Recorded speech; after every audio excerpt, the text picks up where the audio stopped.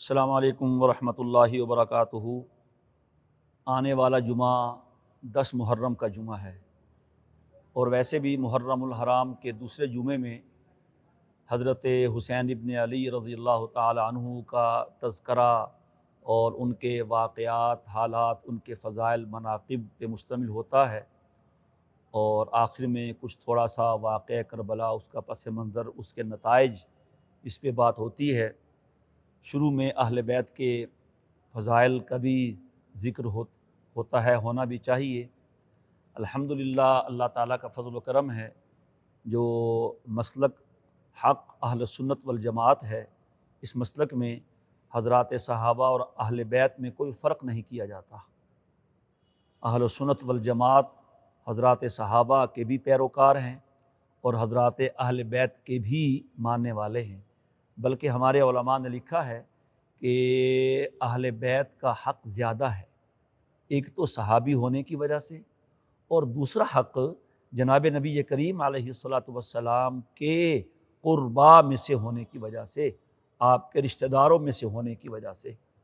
اور اس بارے میں احادیث مبارکہ بھی ہیں کہ لا اسألکم علیہ اجرا الا المودۃ فی القربہ، کہ میں ان سے کہہ دیں میں تم سے کوئی اجر نہیں مانگتا مگر اتنا کہ میرے قربا کے ساتھ محبت اور مودت یہ ہونی چاہیے۔ اور اسی طرح حدیث ہے ترکت فیکم ثقلین کتاب اللہ وعطرتی، میں دو چیزیں چھوڑ کے جا رہا ہوں جو بھاری بھرکم ہیں، ایک اللہ کی کتاب ہے اور دوسرا میری عطرت، میرے خاندان کے لوگ، میرا گھرانہ، میرے اہل بیت ہیں۔ اہل بیت کا لفظ دو لفظوں سے مرکب ہے۔ اہل بیت، بیت گھر کو کہتے ہیں، اور اہل کا معنی جو کہ ذو کے معنی میں ہے گھر والے، ہم بھی بولتے ہیں گھر والے۔ ہمارے اردو میں تو گھر والوں سے مراد ہی اہلیہ محترمہ ہوتی ہیں کہ جی گھر والے کدھر ہیں، بس گھر والوں کی طبیعت ٹھیک نہیں، ذرا دعا کرنا، اس طرح۔ اور عجیب لوگ ہیں جو اہل بیت سے حضور کے گھر والوں کو نکال دیتے ہیں۔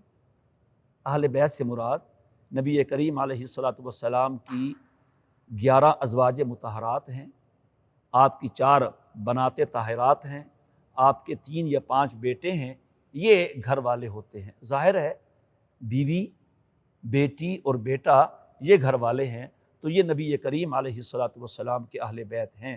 آپ کی ازواج بھی اور آپ کی بنات بھی اور آپ کے صاحبزادے بھی، جو سارے کے سارے بچپن میں فوت ہو گئے تھے۔ اب اگر ہم آپ کے اہل بیت کا نام تو لیں، لیکن آپ کی 11 بیویوں میں سے ایک بیوی کو مانیں، بس حضرت خدیجہ کو، اور باقی بیویوں کو نہ مانیں اور نکال دیں، تو کیا ہم اہل بیت کے ماننے والے ہوں گے؟ پھر ہم اہل بیت کا نام لیں، اور آپ علیہ الصلاۃ والسلام کی 4 صاحبزادیاں ہیں، اور یہ ہر مسلک کی کتاب میں لکھا ہے، فریقین اس کو تسلیم کرتے ہیں کہ آپ علیہ الصلاۃ والسلام کی 4 صاحبزادیاں ہیں، تو میں اگر ایک کو مانوں اور 3 کو نہ مانوں تو کیا میں کہہ سکتا ہوں کہ میں اہل بیت سے محبت کرنے والا ہوں؟ تو یہ آپ کے اہل بیت ہیں، اور اہل بیت کے بارے میں بہت سے فضائل ہیں۔ آپ نے فرمایا کہ میرے اہل بیت کشتی نوح کی مثال ہیں، جو حضرت نوح علیہ السلام کے زمانے میں حضرت نوح علیہ السلام کی کشتی میں بیٹھا تو وہ بچ گیا، کامیاب ہوا، اور جو اس کشتی میں سوار نہیں ہوا وہ ہلاک ہو گیا۔ تو مطلب یہ ہے کہ جو میرے اہل بیت سے محبت کرے گا، ان کو اپنا بڑا مقتدا پیشوا مانے گا، ان کے رستے پہ چلے گا، وہ ہدایت پالے گا، اور جو انہیں چھوڑ دے گا تو وہ گمراہ ہو جائے گا۔ اور آپ علیہ الصلاۃ والسلام نے اپنے چچا کے بارے میں فرمایا، حسن و حسین کے بارے میں فرمایا، حضرت فاطمہ کے بارے میں فرمایا، حضرت علی کے بارے میں فرمایا کہ جو جس کی ان سے لڑائی ہے میری ان سے لڑائی ہے، اور جس کی ان سے مودت و محبت ہے میری بھی ان سے مودت و محبت ہے۔ تو لہٰذا حضرات اہل بیت کرام رضوان اللہ تعالیٰ علیہم اجمعین ہماری آنکھوں کے نور ہیں، ہمارے دل کا سرور ہیں، ہمارے ایمان کا حصہ ہیں۔ ہم ان کے بارے میں ذرہ برابر بھی جو بھی صحیح اہل سنت والجماعت کا فرد ہے وہ اہل بیت کے بارے میں اپنے دل میں ذرا بھی میل نہیں رکھتا، اور خدا نخواستہ کسی کے دل میں کوئی بدبختی کرتا ہے حضرت حسین ابن علی رضی اللہ تعالی عنہما کے بارے میں، حضرت حسین کے بارے میں، حضرت حسن کے بارے میں، یہ ہما ریحانتایا دونوں حضور کے پھول ہیں، الحسن والحسین سیدہ شباب اہل الجنہ، جنتی جوانوں کے سردار ہیں، حضور کا خون ان کی رگوں میں دوڑتا ہے، تو کون ایسا بدبخت ہوگا جو کلمہ تو نانا کا پڑھے اور نواسوں کی میل یا ان کی نفرت دل میں رکھے؟ نہیں ہو سکتا ہے۔ حضرت حسین رضی اللہ تعالی عنہ کے کچھ حالات، شعبان سن 4 ہجری میں آپ پیدا ہوئے، حضور تشریف لائے گھر میں، پوچھا حضرت علی سے کیا نام رکھا ہے ہمارے بیٹے کا؟ کہا حرب، فرمایا نہیں ہمارا یہ بیٹا حسین ہوگا۔ ان سے 1 سال پہلے بھی ان کے بڑے بھائی ہوئے تھے حسن، تب بھی حضرت علی نے حرب نام سوچا تھا، حضور نے فرمایا نہیں ہمارے اس بیٹے کا نام حسن ہوگا اور ان کا نام آپ نے رکھا حسین ہوگا۔ پھر نبی کریم علیہ الصلاۃ والسلام نے حضرت حسین کے کان میں اذان کہی ہے، وہ ہستی نبی کریم علیہ الصلاۃ والسلام کی جنہوں نے زندگی بھر اذان نہیں دی ہے۔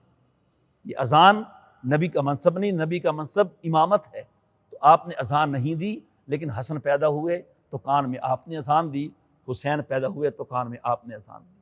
پھر آپ نے گڑتی لگائی، گڑتی لعاب مبارک ان کے منہ میں ڈالا، یہ وہ لعاب ہے جو کروڑہا برکتوں کا حامل ہے۔ اس لعاب نے روحا کے کنویں کو، کڑوے کنویں کو میٹھا کر دیا تھا، حضرت علی رضی اللہ تعالیٰ عنہ کی آنکھ کے درد کو دور کر دیا تھا، جناب صدیق اکبر رضی اللہ تعالیٰ عنہ کی ایڑی پہ سانپ نے ڈسا، اس کا زہر دور کر دیا تھا۔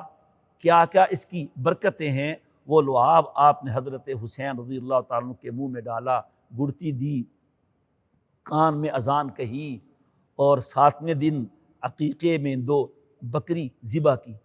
حضرت حسین رضی اللہ تعالیٰ عنہ کی ولادت سے پہلے حضرت عاتقہ رضی اللہ، حضرت ام فضل جو حضرت عباس بن عبد المطلب کی اہلیہ ہیں، حضور کی چچی لگتی ہیں، انہوں نے خواب دیکھا اور بہت پریشان ہوئی، اور خواب دیکھ کے نبی کریم علیہ الصلاۃ والسلام سے عرض کی کہ میں نے خواب دیکھا ہے، بڑا ہی عجیب سا ہے، میں ڈر رہی ہوں، پریشان ہو رہی ہوں۔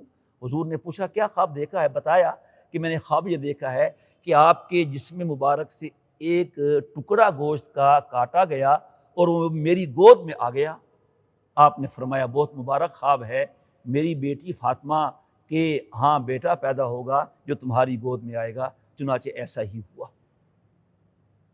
پھر بڑے ہوئے، دونوں حضور کے لاڈلے تھے، اور یقین کیجئے گا میں کہا کرتا ہوں کہ آج تک کسی نانا نے اپنے نواسوں کو اتنی محبت نہیں دی جو ہمارے نبی کریم صلی اللہ تعالی علیہ وسلم نے حسن حسین کو دی۔ آپ نماز پڑھتے ہیں گھر میں، یہ دونوں آپ کے کندھوں پہ چڑھ جاتے ہیں، کوئی اور ہو برا محسوس کرے، نماز خراب کر دی، قربان جائیں سرکار دو جہاں حضرت محمد مصطفیٰ احمد مجتبیٰ فداہ ابی و امی صلی اللہ تعالیٰ علیہ وسلم کے، آپ اپنا سجدہ لمبا فرما دیتے، جب تک یہ کھیل سے اپنا جی نہ بھر لیتے آپ سجدے سے سر نہ اٹھاتے۔ پھر آپ جیسے پہلے زمانے میں، اب تو وہ باتیں دیکھنے میں نہیں آتی، بڑے دادا نانا تایا والد بچوں کو اپنے کندھوں پہ اٹھا لیتے تھے، سواری بن جاتے تھے۔ آپ علیہ الصلوۃ والسلام دائیں طرف حسن کو، بائیں طرف حسین کو، یا کبھی کسی ایک کو اٹھا لیتے، گھر میں جھولے دیتے۔ تو اسی طرح آپ گھر سے نکل آتے، باہر اپنے نواسوں کو جھولے دے رہے ہوتے، لوگ دیکھتے۔ تو کسی نے مذاق میں کہہ دیا دیکھ کر نبی کریم علیہ الصلوۃ والسلام کے بارے میں کہ دیکھو کیسی سواری ہے۔ اللہ اکبر، حضور نے فرمایا تم سواری کو دیکھتے ہو، سوار نہیں دیکھتے۔ جہاں حضور کی عظمت ہے وہاں آپ نے اپنے نواسوں کی عظمت بیان کی۔ ایک مرتبہ آپ جمعے کا خطبہ دے رہے تھے، حضرت حسین رضی اللہ تعالیٰ عنہ بچپن میں غالباً سرخ رنگ کا کرتا پہنا ہوا تھا یا کیسا، وہ آئے تو نبی کریم علیہ الصلوۃ والسلام نے خطبہ روک دیا اور ان کو پیار کیا اور فرمایا محبت بھی کیا چیز ہے جو نانا یا باپ کے دل میں اولاد کی بھر دی جاتی ہے۔ پھر آپ کے فضائل ہیں۔ حضرت حسن کے بارے میں فرمایا ابنی ھذا سید ولعل اللہ یصلح بین الفئتین من المسلمین، میرا یہ بیٹا سردار ہوگا اور اللہ اس کے ہاتھوں مسلمانوں کی دو جماعتوں میں صلح کرائے گا۔ تو حضرت حسن ابن علی رضی اللہ تعالیٰ عنہ نے حضرت معاویہ رضی اللہ عنہ سے صلح کر کے اس حدیث کا مصداق بنے ہیں، تو معلوم ہوا یہ دونوں مسلمانوں کی مؤمنین کی جماعتیں تھیں۔ حضرت حسین ابن علی رضی اللہ تعالیٰ عنہ کے بہت فضائل ہیں۔ آج کل ہوتا یہ ہے کہ ہمارے مورخین یا ہمارے واعظین یا محرم کے خطبہ حضرات دوسرے، وہ ان کے سامنے صرف کربلا ہی ہوتا ہے۔ حسین پیدا ہوئے ادھر اور کربلا میں شہید ہو گئے۔ یہ سن 4 ہجری میں پیدائش ہے اور سن 61 ہجری میں ان کی وفات ہے۔ 61 سے 4 نکال لیں تو 57 سال بنتے ہیں۔ 57 سال عمر ہوئی ہے حضرت حسین ابن علی رضی اللہ تعالیٰ عنہ کی، تو 57 سال کے حالات بھی تو ہیں۔ کان الحسین رضی اللہ تعالیٰ عنہ فاضلا کثیر الصوم والصیام والحج والصدقۃ وافعال الخیر کلھا، آپ بہت زیادہ نماز پڑھنے والے، روزے رکھنے والے، صدقہ کرنے والے، حج کرنے والے تھے اور ہر نیک کام میں آگے سے آگے بڑھنے والے تھے۔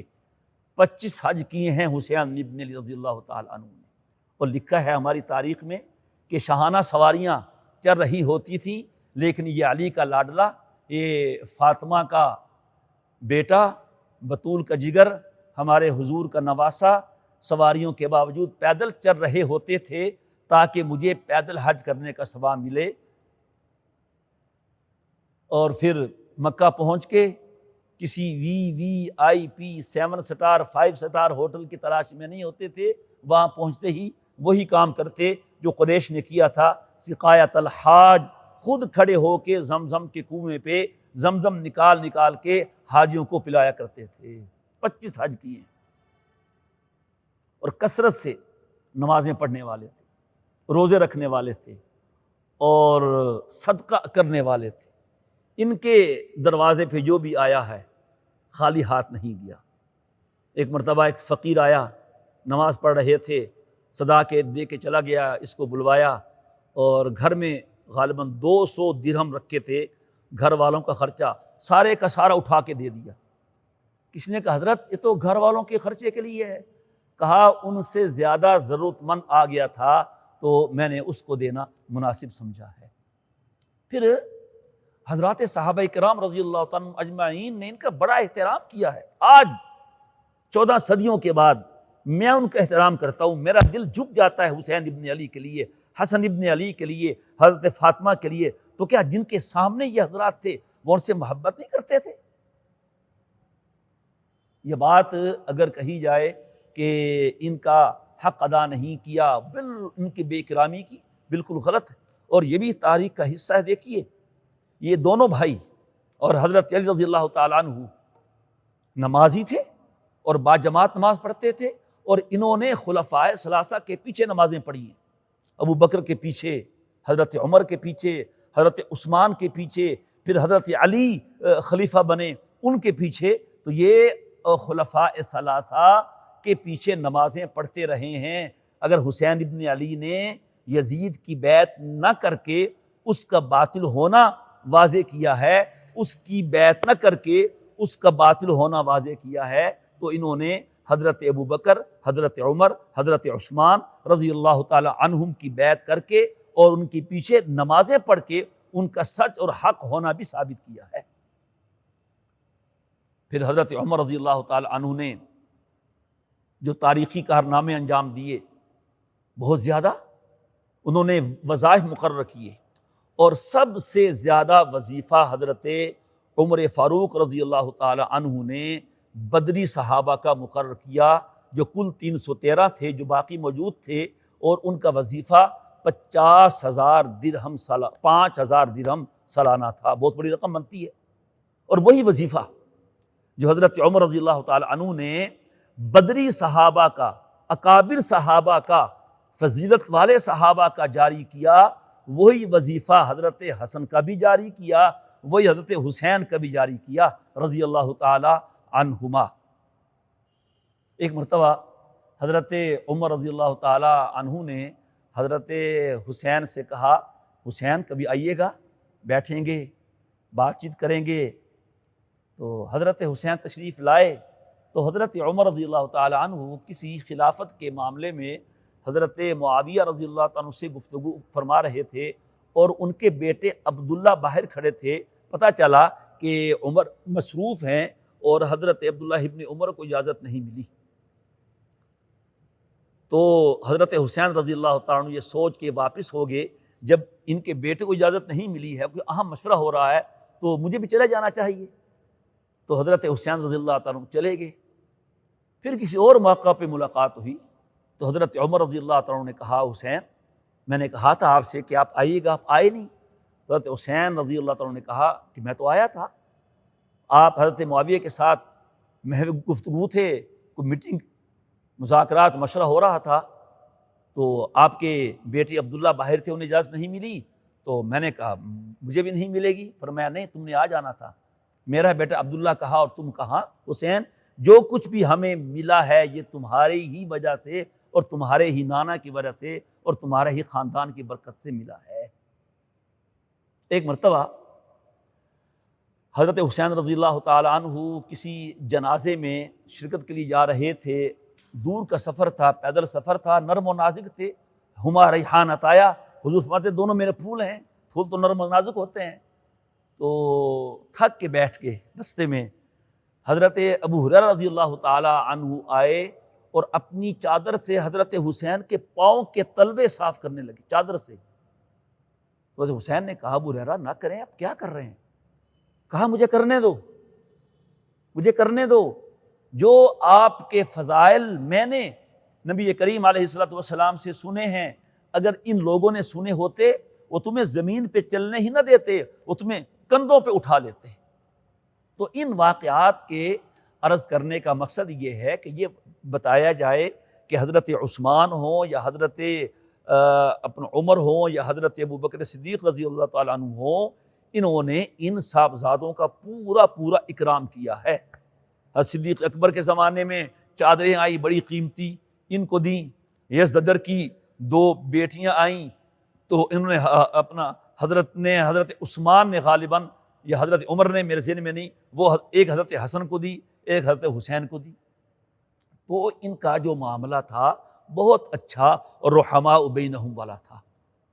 تو اس طرح یہ ان کی زندگی گزری ہے۔ 25 حج کیے ہیں، نمازی تھے، عابد سے زاہد تھے، قرآن کے قاری تھے۔ میں کہا کرتا ہوں آج آپ نے حسینی دیکھنے ہوں تو کتابوں میں حسین کا چہرہ دیکھ لیں اور ہم اہل سنت والجماعت کا چہرہ دیکھ لیں، تو آپ کو جس کا چہرہ حسین جیسا لگے، جس کی نمازیں حسین جیسی، جو حسین جیسا نمازی ہو، جو حسین جیسا حاجی ہو، جو حسین جیسا صدقہ خیرات کرنے والا ہو، پھر حسینی تو وہ ہوگا، اور جس کی کوئی چیز بھی حسین سے نہیں ملتی وہ نام کا حسینی ہو سکتا ہے، حقیقت کا حسینی نہیں ہو سکتا۔ اب آئیے کربلا کے واقعے کی طرف۔ حضرت امیر معاویہ رضی اللہ تعالیٰ عنہ کا انتقال ہوا اور یزید کو خلافت دی، خلیفہ بنایا، اپنے طور پہ مستقل عنوان ہے۔ جب خلیفہ بن گیا تو حضرت امیر معاویہ بھی کوفہ میں تھے، حضرت علی بھی کوفہ میں تھے، حضرت امیر معاویہ دمشق میں تھے، اور حضرت اپنا علی رضی اللہ تعالیٰ عنہ کوفہ میں شہید ہوئے تھے۔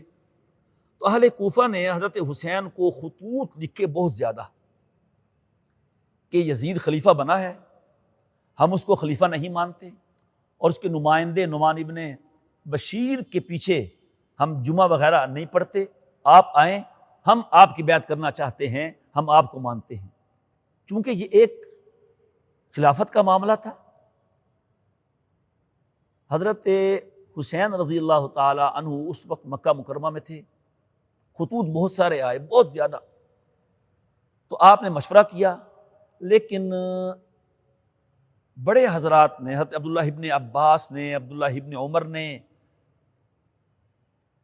حتیٰ کہ حضرت قاسم بن عباس نے، رشتہ داروں نے بھی مشورہ دیا کہ آپ کوفہ نہ جائیں، کوفہ کے لوگ بے وفا ہیں، کوفی لا یوفی، انہوں نے حضرت علی رضی اللہ تعالیٰ عنہ کو شہید کیا ہے، تو آپ نہ جائیں۔ آپ نے تحقیق احوال کے لیے اپنے چڑھزاد بھائی حضرت مسلم بن عقیل رضی اللہ تعالیٰ عنہ کو بھیجا۔ حضرت عقیل کے بیٹے، عقیل حضرت علی کے بھائی تھے اور یہ ان کے بیٹے آپ علی کے بیٹے، تو ہماری زبان میں کزن ہوئے، تو ان کو بھیجا تحقیق احوال کے لیے۔ جب حضرت مسلم بن عقیل کوفہ پہنچے ہیں، اس وقت حالات صحیح تھے، کوفہ والوں نے ہزاروں نے ان کی بیعت کی، تو حضرت مسلم بن عقیل نے حضرت حسین کو خط لکھ دیا، حالات سازگار ہیں تو آپ آ جائیں۔ تو انہوں نے حج سے 1-2 دن پہلے مکہ سے نکلنے کا فیصلہ کیا۔ حضرات روکتے بھی رہے، ظاہر ہے وہ بھی مجتہد تھے، حضرت حسین بھی صاحب رائے تھے، ان کی رائے یہ تھی کہ جانا چاہیے، اور بات وہی ہے وَكَانَ أَمْرُ اللَّهِ قَدَرًا مَقْدُورًا، جو چیز ہونی وہ ہو کے رہتی ہے، کوئی اسے روکنے والا نہیں ہے، کیونکہ واقعہ ہونا تھا، اور نبی کریم علیہ الصلوۃ والسلام نے فرما دیا تھا کہ میرا یہ نواسہ شہید کیا جائے گا۔ چنانچہ آپ روانہ ہوئے مکہ مکرمہ سے۔ وہاں جب حالات ایسے ہوئے کہ یزیدی لوگوں کو یہ معلوم ہوا کہ جو گورنر ہے نعمان ابن بشیر وہ مسلم ابن عقیل کی حمایت کر رہے ہیں، تو اس نے ان کو ہٹا کے ابن زیاد کو، عبید اللہ ابن زیاد کو گورنر بنا دیا۔ وہ آیا تو اس نے سختی کی، حضرت مسلم ابن عقیل کو پکڑا، اور جس نے ہانی بن مرہ یا بن مروہ وغیرہ، ہانی نام تھا، وہ ان کو پناہ دینے والے تھے، آج کی زبان میں سہولت کار کہیں، ان کو پکڑا اور ان دونوں کو شہید کر دیا۔ ادھر حضرت حسین رضی اللہ عنہ کو اس کی خبر نہیں، اس زمانے میں ذرائع نقل و حمل ابلاغ کے ذرائع نہیں تھے کہ خبر پہنچ جائے۔ حضرت حسین چلتے چلتے کوفہ کے قریب ایک مقام پہ پہنچے کہ اطلاع آئی، حضرت کو مشورہ دیا گیا کہ حالات سازگار نہیں ہیں، مسلم بن عقیل کو شہید کر دیا گیا، ان کو پناہ دینے والوں کو۔ اچھا، جب یہ عبید اللہ بن زیاد آیا تو سارے کوفی بدل گئے، یہ ایسے بے وفا لوگ ہیں، وہ خط لکھنے والے، وہ بلانے والے، سب نے اپنا رخ بدل لیا، اور حضرت مسلم ابن عقیل کی جو بیعت کی تھی وہ ان کی شہادت کے بعد ان سے الگ ہو گئے۔ حضرت حسین رضی اللہ تعالیٰ عنہ کے مشورہ دیا گیا کہ آپ ایسا کریں کہ وہاں حالات صحیح نہیں ہیں، مسلم ابن عقیل کو اور ان کو پناہ دینے والے ہانی کو شہید کر دیا ہے، آپ واپس چلے جائیں۔ حضرت حسین ابن علی رضی اللہ تعالیٰ عنہ نے واپس جانے کا ارادہ بھی کر لیا، لیکن مسلم ابن عقیل کے بھائی تھے، انہوں نے کہا حضرت ہمارے بھائی شہید ہو گئے اور آپ جا رہے ہیں، ہم تو بدلہ لیں گے۔ تو انہوں نے پھر ان کو تیار کیا، خیر وہاں پہنچ گئے تو عبید اللہ بن زیاد کی سرکردگی میں کربلا کے میدان میں آمنا سامنا ہوا۔ ابن سعد، شمر ذل جوشن اور اس قسم کے لوگ تھے، انہوں نے بہت زیادتی کی، اس قافلہ حریت کے ساتھ زیادتی کی۔ حضرت حسین رضی اللہ تعالیٰ عنہ نے 3 باتیں پیش کی، مجھے واپس جانے دو، مدینے چلا جاتا ہوں، یا مجھے مسلمانوں کی سرحدوں پہ بھیج دو، وہاں مسلمانوں کی سرحدوں کی حفاظت کروں گا، یا یزید کی میرے سے ملاقات کرواؤ، اس سے میں بات چیت کروں گا۔ تو یہ پیغام پہنچایا گیا عبید اللہ بن زیاد کو، اس بدبخت نے کہا کہ نہیں، بیعت کرنی ہے تو میری کرو۔ حضرت حسین نے کہا تیری بات کیوں کروں؟ اس پر پھر لڑائی ہوئی، اور میدان دیکھا ہے ہم نے سن 2023 میں کربلا کا میدان، جہاں ایک طرف حضرت عباس بن علی، جس کو عباس علمدار کہتے ہیں، یہ عباس بن عبد المطلب نہیں، حضرت حسین کے چھوٹے بھائی ہیں، ان کا مزار ہے، وہاں وہ شہید ہوئے، اور تھوڑے سے فاصلے پر، چند گز کے فاصلے پر، چند میٹر کے فاصلے پر حضرت حسین ابن رضی اللہ عنہ کا مزار ہے، وہ فوجیں آمنے سامنے ہوئیں، یزیدی لشکر، اور یہاں حضرت حسین رضی اللہ عنہ کے لوگ تھے، 40 سوار تھے، باقی پیدل تھے۔ تو وہاں پھر عاشورہ کے دن رات، عاشورہ کی رات، یہ ساری رات عبادت کرتے رہے، دعائیں کرتے رہے، نمازیں پڑھتے رہے۔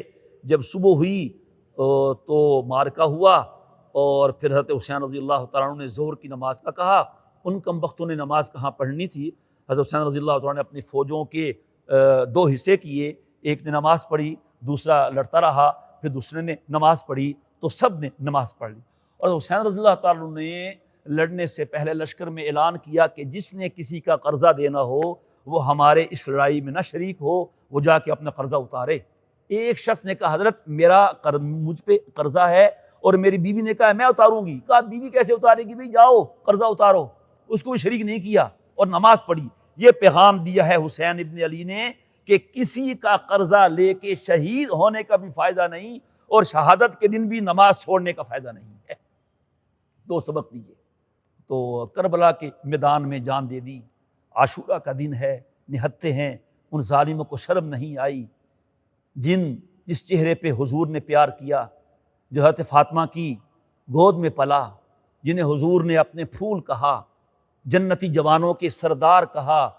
وہ لوگ مسلمان کہلانے کے حقدار کہاں سے آ گئے جنہوں نے ان کے ساتھ مقابلہ کیا، شہید کیا اور پورا خاندان شہید کر دیا. زین العابدین جو حضرت علی کے بیٹے تھے وہ بچے، اور ابن زیاد کم بخت نے سر الگ کر کے یزید کو پیش کیا. پہلے اس نے خوشی منائی، پھر افسوس کیا، لیکن پھر انجام کار یہ ہوا کہ جو لوگ کربلا میں حضرت حسین رضی اللہ تعالیٰ عنہ کے مقابلے میں آئے تھے، اللہ نے بعد میں چن چن کے ان کا قتل کروایا.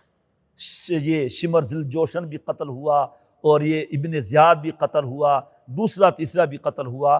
اور اس طرح آج اس دن یہ فرات کے کنارے بظاہر پانی پیتے رہے اور حسینی فوج پیاسی رہی، وہ نعرے لگاتے رہے، یہ شہید ہو گئے، لیکن یقین کریں اس دن جیتنے والے ہار گئے اور اس دن شہادت کا جام نوش کرنے والے ہمیشہ کے لیے زندہ ہو گئے. افضل ہے کل جہاں سے گھرانہ حسین کا، نبیوں کا تاجدار ہے نانا حسین کا. افضل ہے کل جہاں سے گھرانہ حسین کا، نبیوں کا تاجدار ہے نانا حسین کا. پل بھر کی تھی حکومت بس یزید کی، صدیاں حسین کی ہیں زمانہ حسین کا. تو حضرت حسین رضی اللہ تعالی عنہ کا نام روشن ہے اور ان کا کام روشن ہے. 3 سبق ملیں کہ حق کے لیے کٹ جاؤ، باطل کو قبول نہ کرو. دوسرا، کربلا کے میدان میں جان دے دی ہے، نماز نہیں چھوڑی. تو یہ سبق دیں اپنے سننے والوں کو، نماز نماز نماز. حسین کے نانا نے دنیا سے جاتے ہوئے کہا تھا نماز نماز نماز، اور حضرت حسین نے کربلا کے میدان میں اپنے نانا پہ اس کی حکم پہ عمل کر کے دکھا دیا کہ ہم نے اپنے سر کٹوا لیے ہیں، اپنے 72 لوگ ذبح کروا لیے ہیں، لیکن کربلا کے میدان میں بھی نماز نہیں چھوڑی ہے. باوضو اور نمازی ہو کے انہوں نے شہادت پیش کی ہے. اور تیسرا یہ کہ کسی کا حق لے کے نہیں مرے ہیں. علماء نے لکھا ہے کہ شہادت سے ہر گناہ معاف ہو جاتا ہے الا الدین، مگر کسی کا قرض ہو وہ معاف نہیں ہوتا. تو اللہ تبارک و تعالی حضرت حسین رضی اللہ تعالیٰ عنہ کے درجات کو بلند فرمائے، ان کی عظمتوں میں اضافہ فرمائے. ہم حسینی ہیں، حسینی رہنا چاہتے ہیں اور کل حسین کے لشکر میں شامل ہونا چاہتے ہیں. جو حسین کے مقابلے میں یزید ہو، عبید اللہ ابن زیاد ہو، شمر ذی الجوشن ہو، کوئی بھی ہو، اس دور کا ہو اس دور کا ہو، ہم کبھی بھی حسین کے مقابلین کی صف میں نہیں ہوں گے. ہم ہمیشہ حضرت حسین رضی اللہ تعالی عنہ اور ان کی غلاموں کے صف میں ہوں گے. ہماری محبت حضور کے ساتھ ہے، اور جس سے محبت ہو اس کے گھر سے بھی محبت ہوتی ہے، اس کی گلی کوچوں سے بھی محبت ہوتی ہے، اس کے شہر سے بھی محبت ہوتی ہے، اس کے دروازے سے بھی محبت ہوتی ہے، اس کے نام میں بھی مزہ آتا ہے. ہمیں محبت ہو حضور سے اور حسین سے محبت نہ ہو، محبت ہو حضور سے حسن سے محبت نہ ہو، محبت ہو حضور سے ازواج سے محبت نہ ہو، فاطمہ سے علی سے محبت نہ ہو. یہ نہیں ہو سکتا. اور ہم یہ کہہ سکتے ہیں حسین سے سچی محبت کرنے والے وہ ہیں جو حسین کی اتباع کرتے ہیں، ان کے نقشے اپنا قدم پہ چلتے ہیں. حسین نے، حضرت زین العابدین نے رونے سے اور پیٹنے سے منع کیا تھا. الحمدللہ ہمارے لوگ اسی پہ قائم ہے. اللہ تعالی ہمیں دنیا میں بھی حسینی رکھے اور کل قیامت کے دن بھی حضرت حسین کے ساتھ ہم سب کا حشر فرمائے. السلام علیکم ورحمۃ اللہ وبرکاتہ.